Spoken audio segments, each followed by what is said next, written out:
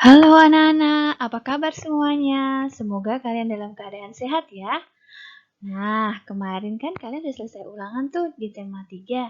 Sekarang kita akan masuk ke tema 4. Nah, apa bunyi dari tema 4 ini ya? Jadi tema dari tema 4 ini adalah tentang sehat itu penting. Kemudian kita akan memasuki subtema pertama yaitu peredaran darahku sehat. Kemudian pada subtema ini kita akan mempelajari materi IPA-nya adalah organ dan proses peredaran darah pada manusia, kemudian sistem peredaran darah pada hewan, dan bagaimana cara memelihara organ peredaran darah manusia. Nah, supaya kalian lebih paham, saya harap kalian menyimak video ini dengan baik tanpa lain-lain ya. Nah, anak-anak, tahukah kalian bahwa oksigen yang kita hirup pada sistem pernafasan dan sari-sari makanan yang kita peroleh dari sistem pencernaan, nah, yang kita sudah peroleh itu tadi dari sistem-sistem yang ada dalam tubuh kita akan dibawa atau diangkut oleh darah untuk diedarkan ke seluruh tubuh. Nah, darah ini sebagai alat transportasinya, baik itu oksigen dan sari-sari makanan, agar organ-organ pada tubuh kita dapat bekerja sesuai dengan fungsinya. Nah, selain darah, ada jantung dan pembuluh darah yang membantu membawa darah sampai ke seluruh tubuh. Nah, supaya kita lebih paham lagi, kita akan mempelajari sedikit demi sedikit materi tentang peredaran darah ini. Kalian simak baik-baik ya. Anak-anak, darah adalah cairan yang berwarna merah kental yang mengandung komponen-komponen yaitu sel darah merah atau nama lainnya eritrosit, sel darah putih nama lainnya leukosit, keping-keping darah nama lainnya trombosit, dan plasma darah. Nah, komponen-komponen darah tersebut memiliki fungsi yang masing-masing dalam tubuh kita, yaitu 1. Eritrosit. Eritrosit bertugas membawa oksigen ke seluruh tubuh. Kemudian yang kedua, leukosit bertugas untuk mempertahankan tubuh kita dari serangan bibit-bibit penyakit seperti virus, bakteri. Jadi fungsi leukosit ini sebagai imunitas atau pertahanan diri. Jadi, jika kalian luka, jatuh atau luka dari lecet-lecet gitu ya, harus segera kalian cuci bersih dengan air yang mengalir supaya kuman-kuman itu tidak ikut masuk bersama luka yang bekas gores tadi. Nah, kalau kalian terlambat untuk mencucinya, jadinya kuman-kuman itu terlalu banyak yang masuk sehingga sel darah putihnya ini akan kewalahan untuk mengalahkan si kuman-kuman. Nanti kalau dia kalah, maka sel darah putih ini akan muncul berupa nanah. Jadi, supaya luka kalian tidak bernanah, kalian harus segera mengobatinya, membersihkan dan mengobatinya ya. Kemudian yang ketiga adalah trombosit. Trombosit ini bertugas untuk membantu pembekuan darah. Jadi, kalau kalian terluka seperti tergores jatuh atau mungkin teriris pisau atau benda tajam yang lainnya, maka darah ini kalau kena udara, dia akan membeku dan dibantu oleh trombosit ini yang membekukan darah. Coba bayangkan kalau sel darah kalian itu tidak membeku, maka darahnya akan mengalir terus. Kalau darahnya mengalir terus, nanti kalian akan kehabisan darah. Ya, itu juga dapat menyebabkan kematian. Kemudian yang keempat adalah plasma darah. Plasma darah ini adalah satu-satunya komponen darah yang berupa cairan. Kalau eritrosit, leukosit, dan trombosit ini, dia merupakan padatan. Hanya plasma darah saja yang berupa cairan. Nah, plasma darah ini bertugas untuk mengedarkan sari-sari makanan ke seluruh tubuh. Tentunya sari-sari makanan ini berasal dari sistem pencernaan. Nah, selanjutnya, tahukah kalian anak-anak Pada manusia itu terdapat 4 golongan darah, yaitu golongan darah A, B, AB, dan O. Nah, mungkin di antara kalian sudah pada tahu golongan darahnya masing-masing dan atau mungkin ada juga yang belum tahu golongan darahnya. Kalian bisa tanya kepada orang tua kalian atau meminta orang tua kalian untuk mengecekkan apa golongan darah kalian. Oke?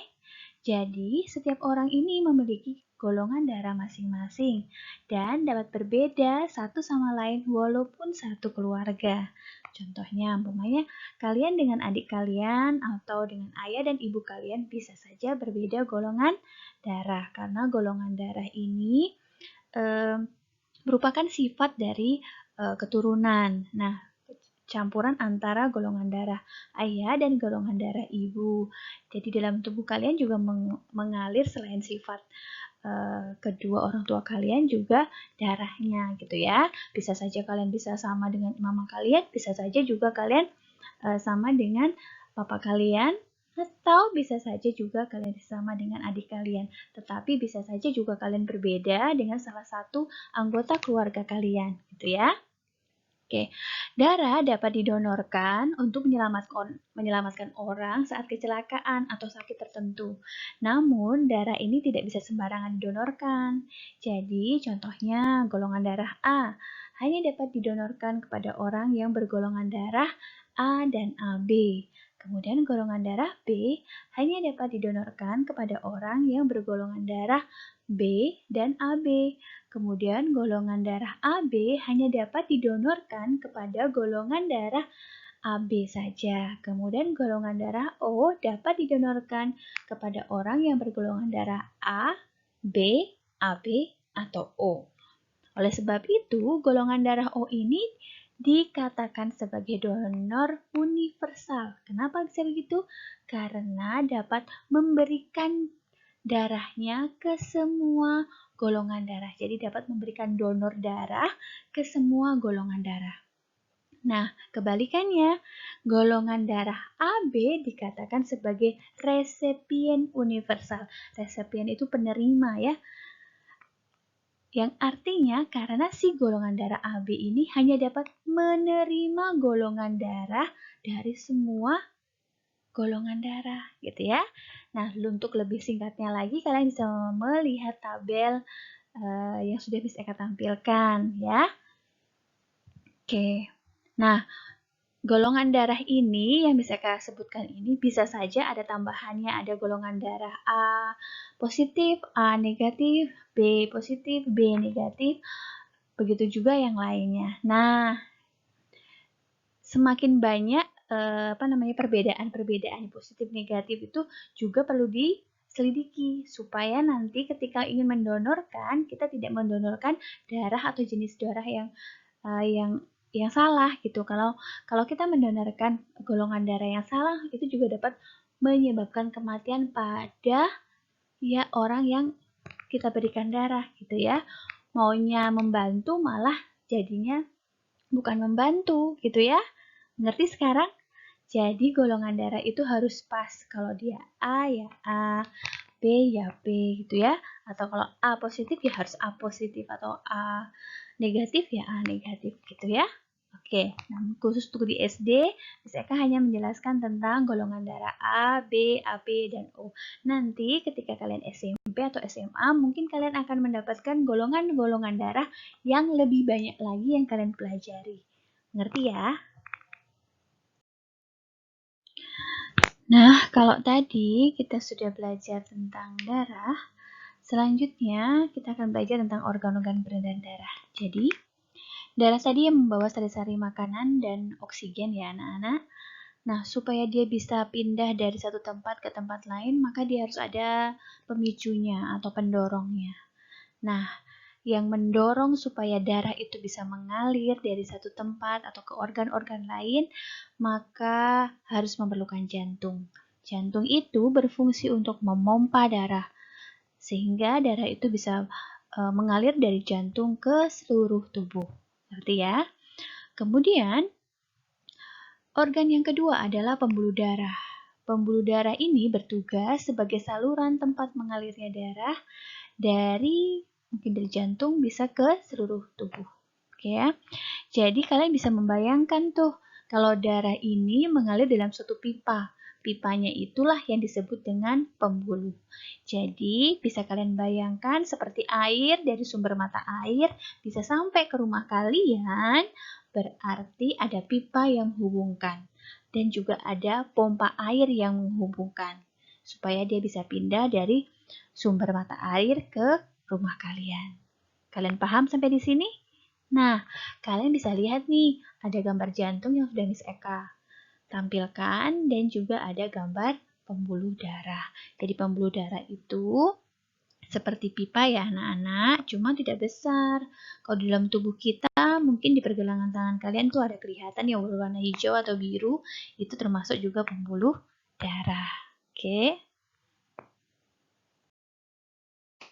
Nah, anak-anak, Miss Eka akan jelaskan lebih rinci lagi tentang jantung. Jadi, jantung ini terletak di rongga dada, di antara paru-paru kanan dan paru-paru kiri. Jadi, jantung itu ada di tengah-tengah di antara paru-paru kanan dan paru-paru kiri. Serta, jantung ini dilindungi oleh tulang dada, tulang rusuk, dan tulang belakang. Oke. Besarnya jantung itu sekepalan tangan manusia masing-masing. Jadi kalau manusianya itu jadi jantung kalian itu sebesar kepalan tangan kalian. Coba kalian mengepalkan tangan, ya sebesar itu jantung kalian.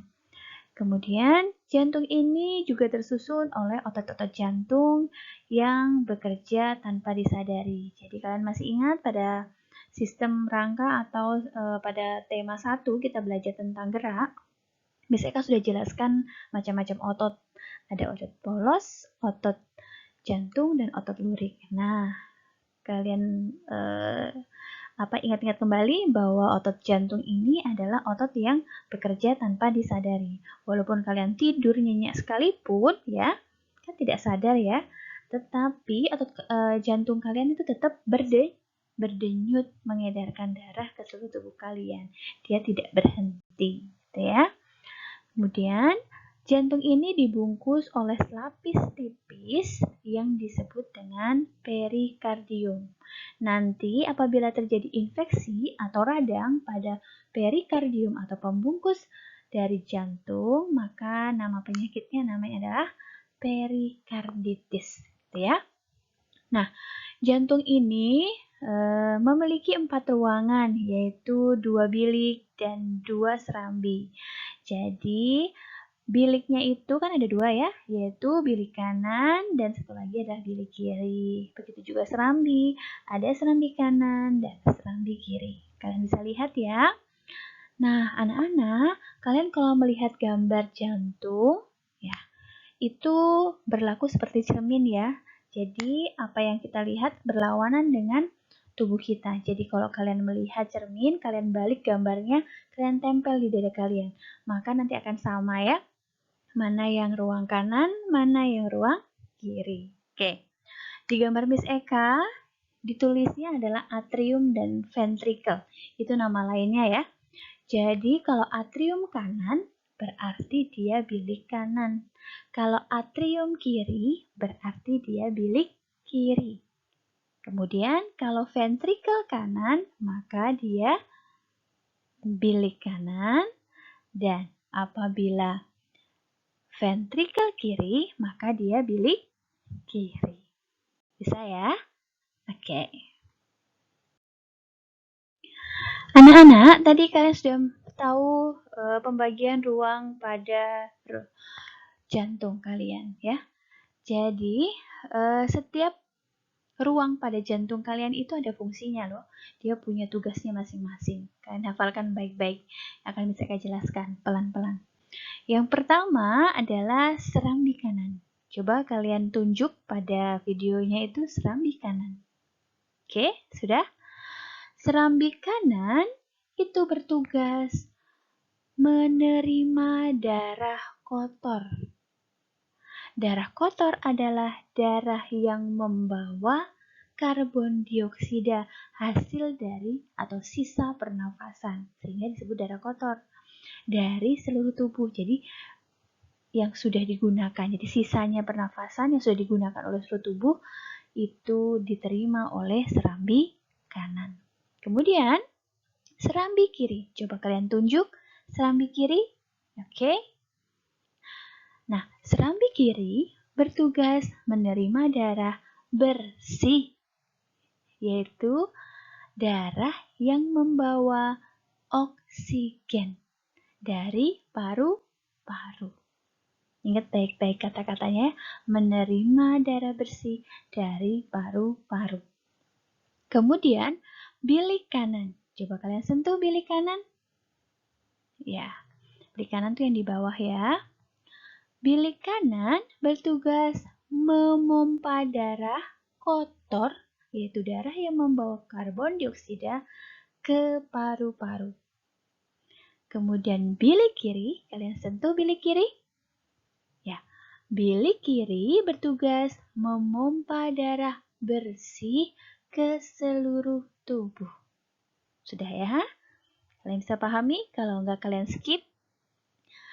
Kalian bisa matikan dulu supaya tidak videonya jalan. Kalian berhentikan, kalian baca ulang lagi apa yang Miss Eka sebutkan tadi.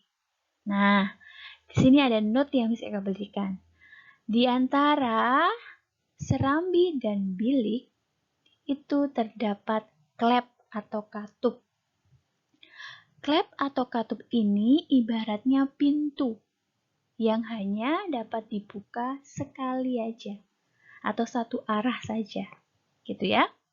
Jadi darah yang mengalir dari serambi masuk ke bilik, dia tidak bisa lagi balik ke serambi. Untuk mencegah supaya darah itu masuk lagi ke serambi, maka adalah katup atau klep. Ini seperti pintu, jadi pintu masuk tapi dia nggak bisa keluar gitu ya. Jadi satu pintu satu arah. Oke, jadi itu fungsinya dari katup atau klep. Oke. Kalau pemisah, dinding pemisah antara kanan dan kiri, baik itu serambi maupun bilik, itu namanya septum. Oke ya.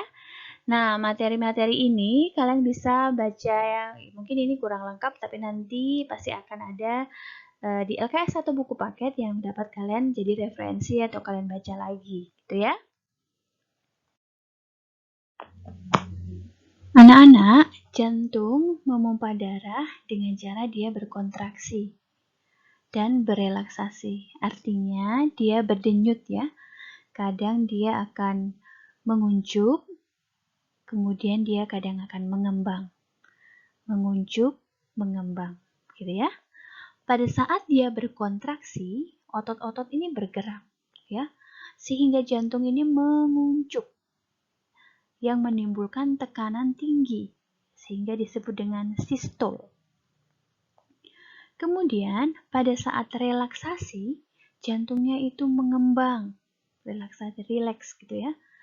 Nah, terjadi pengisian darah kembali. Ketika dia berkontraksi, artinya dia berdenyut ya. Jadi dia lebih rapat gitu berdenyut, darahnya itu keluar dari jantung ya, sistol.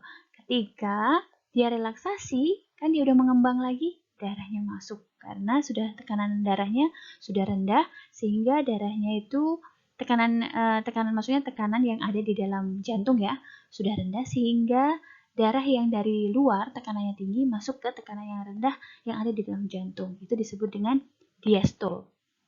Oke.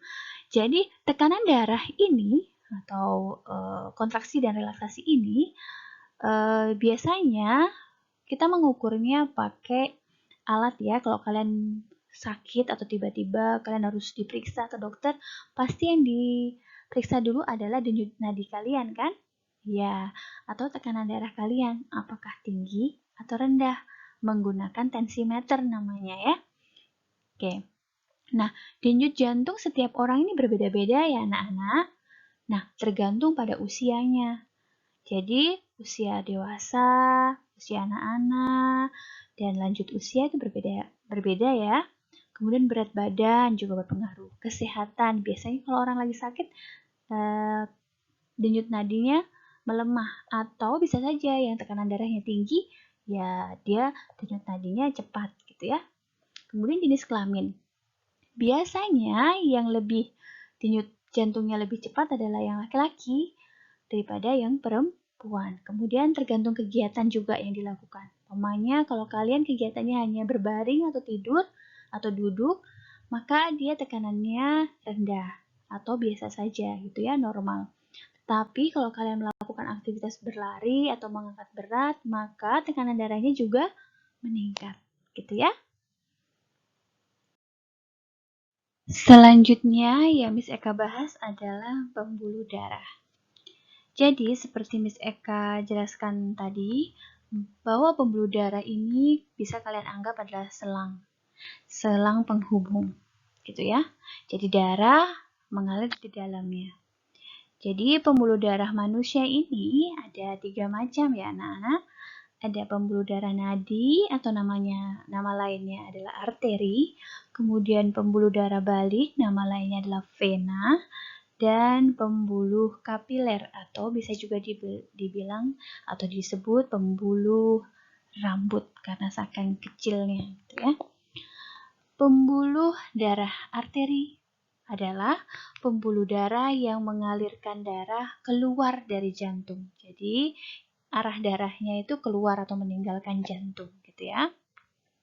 Nah, pembuluh arteri ini dibedakan lagi menjadi 3, yaitu aorta atau pembuluh arteri yang paling besar dan bertugas memompa darah ke seluruh tubuh kecuali paru-paru. Oke, kemudian arteri. Arteri adalah pembuluh percabangan dari aorta. Jadi kalau tadi aorta itu adalah pembuluh arteri yang paling besar, ini ada bagian yang lebih kecil lagi yang disebut dengan arteri. Jadi percabangannya ya. Kemudian ada arteriol. Arteriol ini adalah si arteri tadi bercabang lagi, lebih kecil lagi ya. Jadi dia pembuluh yang ukurannya kecil yang berhubungan langsung dengan pembuluh kapiler.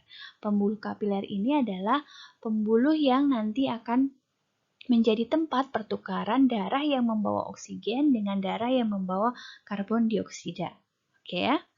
Kemudian pembuluh darah vena. Pembuluh darah vena adalah pembuluh darah yang membawa darah menuju ke jantung. Kalau tadi arteri meninggalkan jantung, kalau vena kembali ke jantung, gitu ya. Pembuluh darah vena juga dibagi menjadi 3 bagian. Ada vena cava yang mengalirkan darah dari seluruh tubuh ke jantung.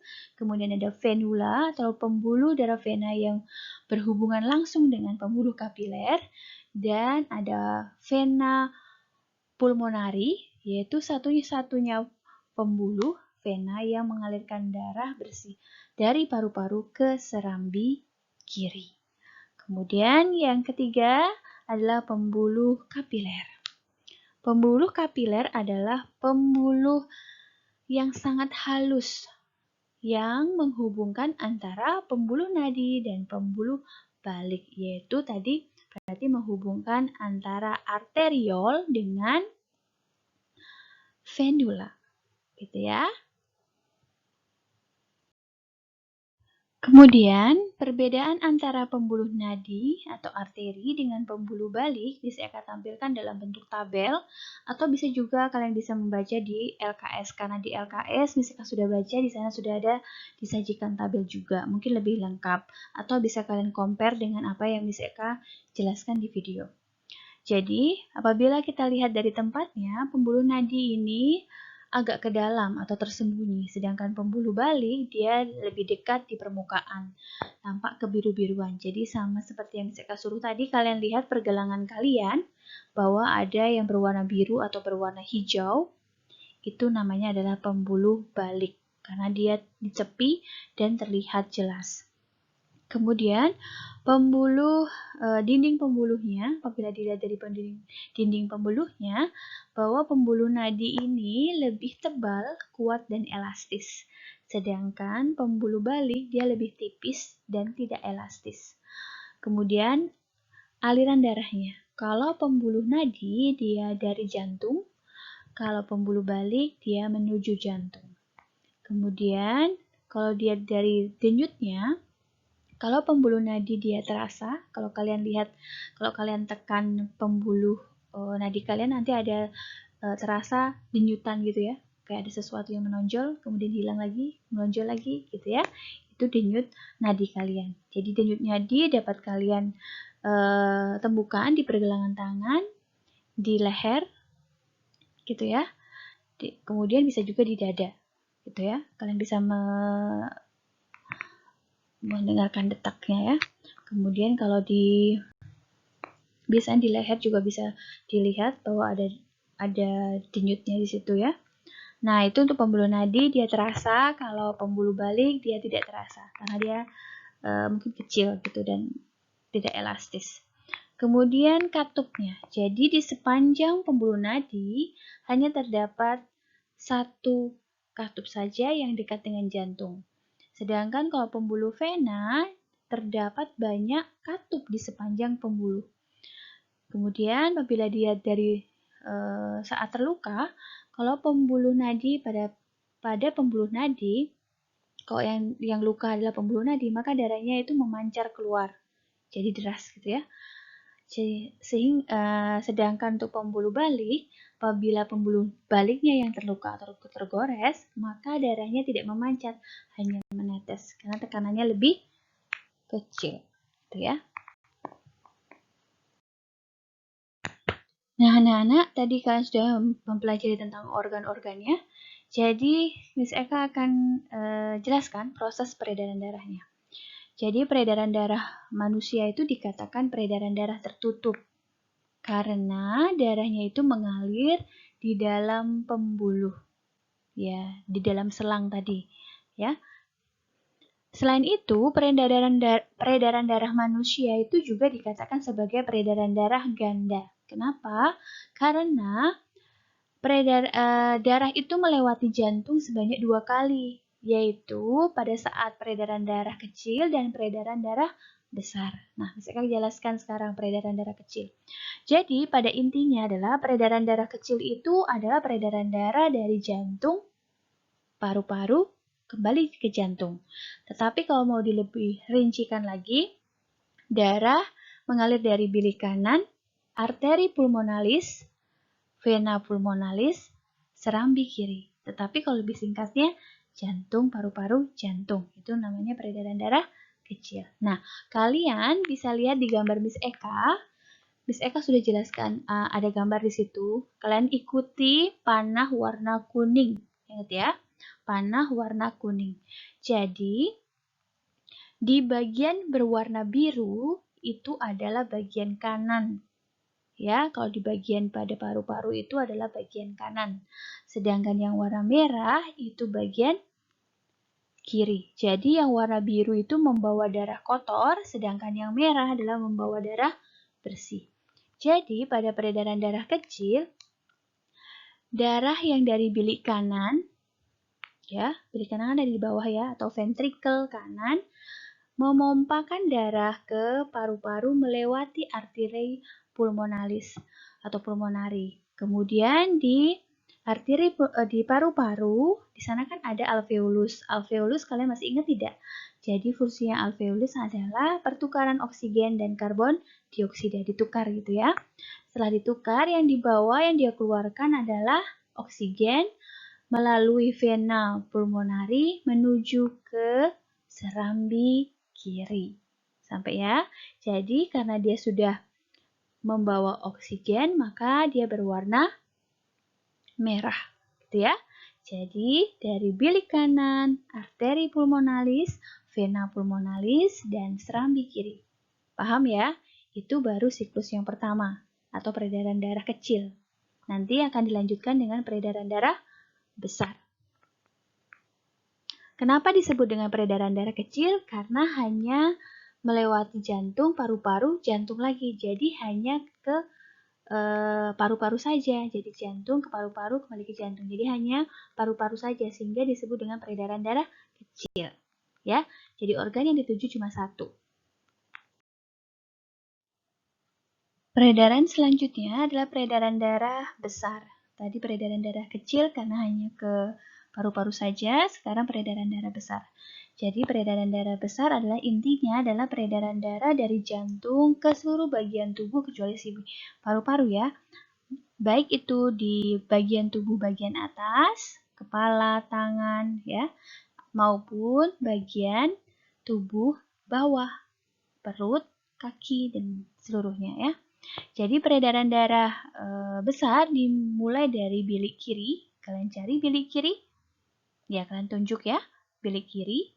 Dia memompakan darah bersih atau membawa oksigen ke seluruh tubuh. Kalian lihat cabangnya di sana ya. Ada yang ke atas, ada yang ke bawah. Ikutin arahnya, tanda panahnya.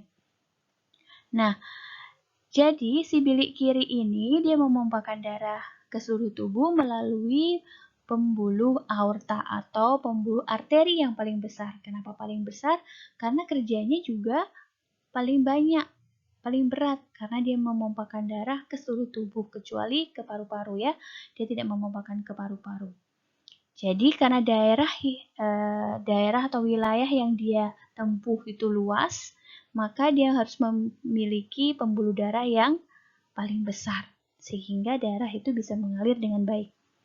Nah, kemudian ketika sampai di seluruh tubuh, baik itu atas maupun bawah, maka akan digunakan oksigen tersebut ya.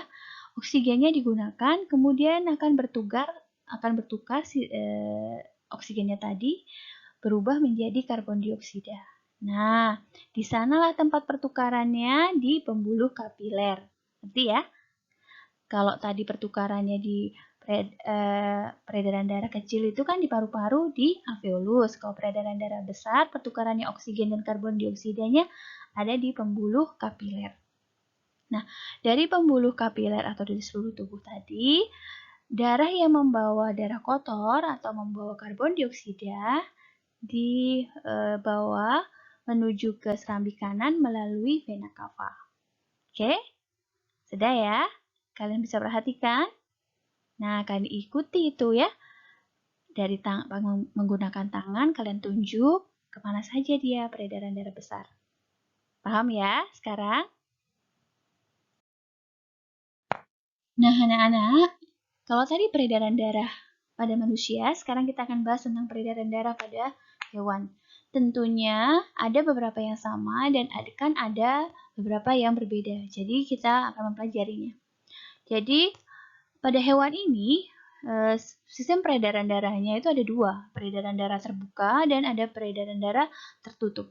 Jadi ada beberapa hewan yang peredaran darah terbuka, yaitu peredaran darah yang tidak melalui pembuluh.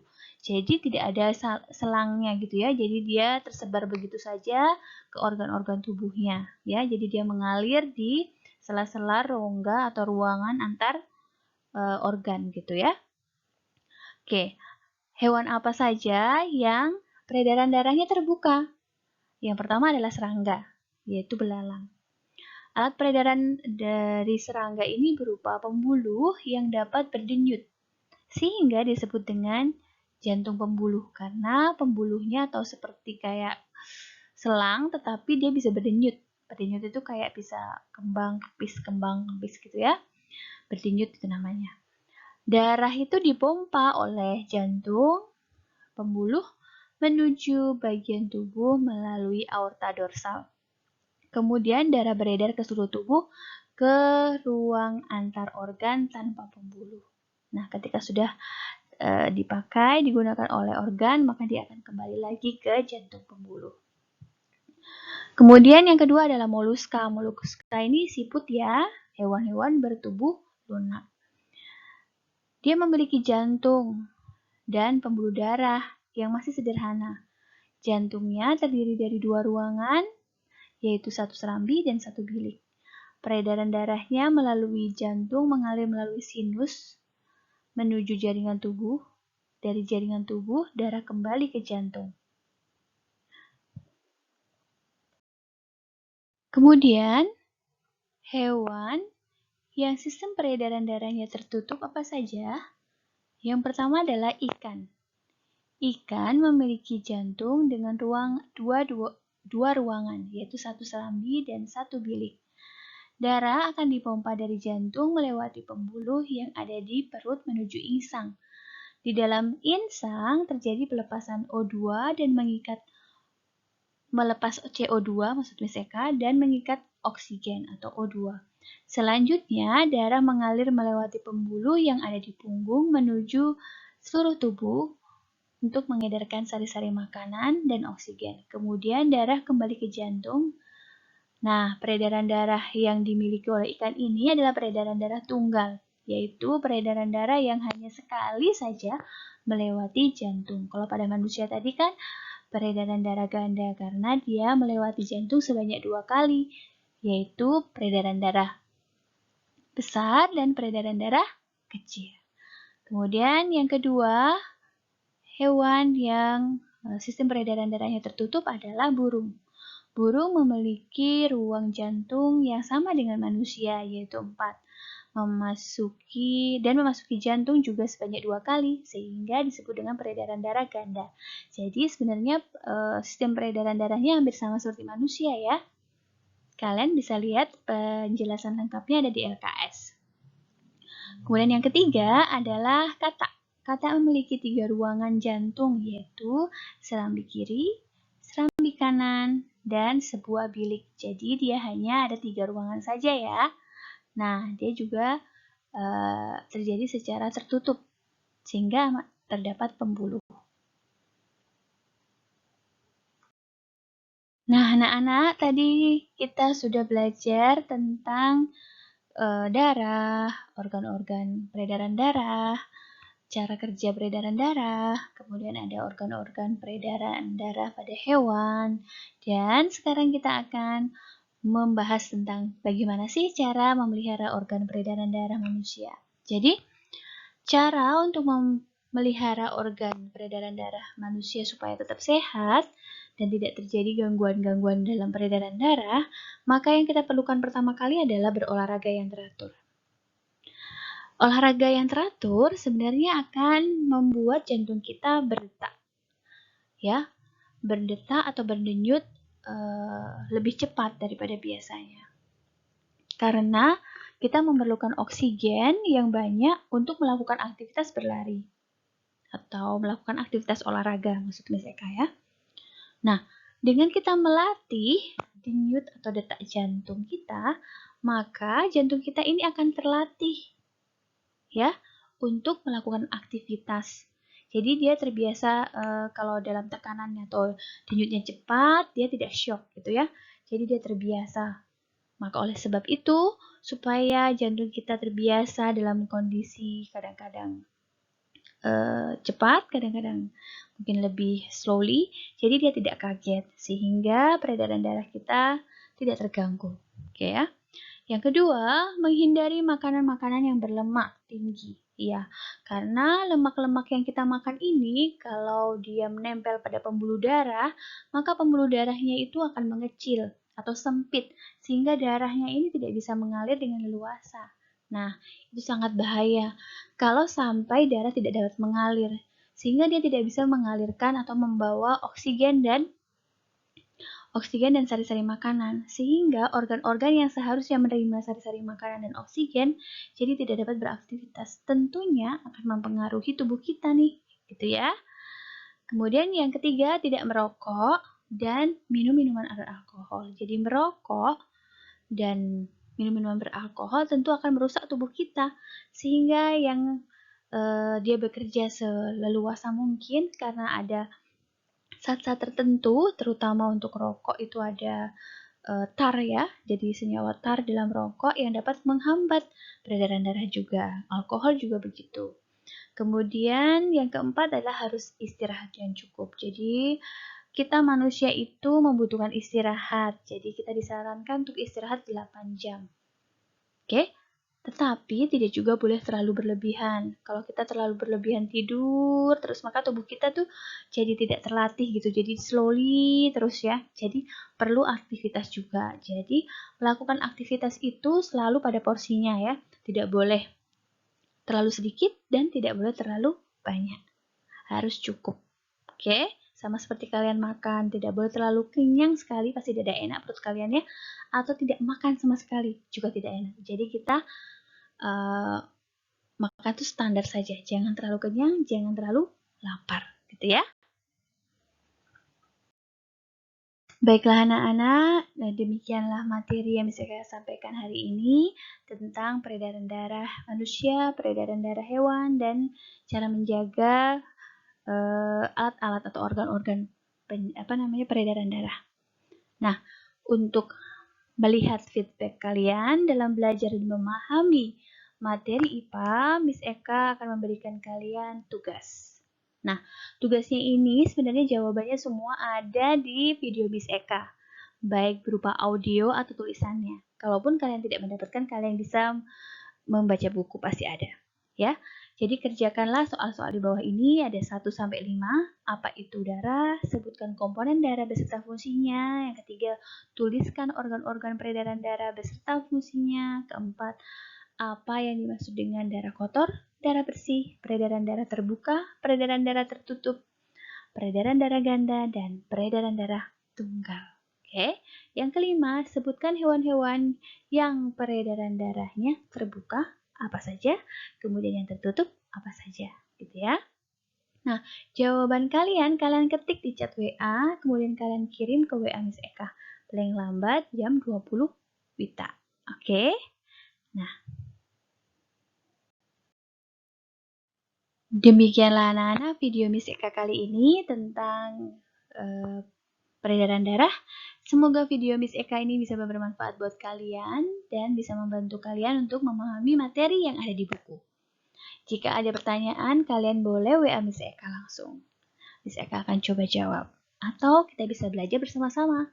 Oke? Terima kasih dan sampai jumpa di video Miss Eka selanjutnya. Bye-bye.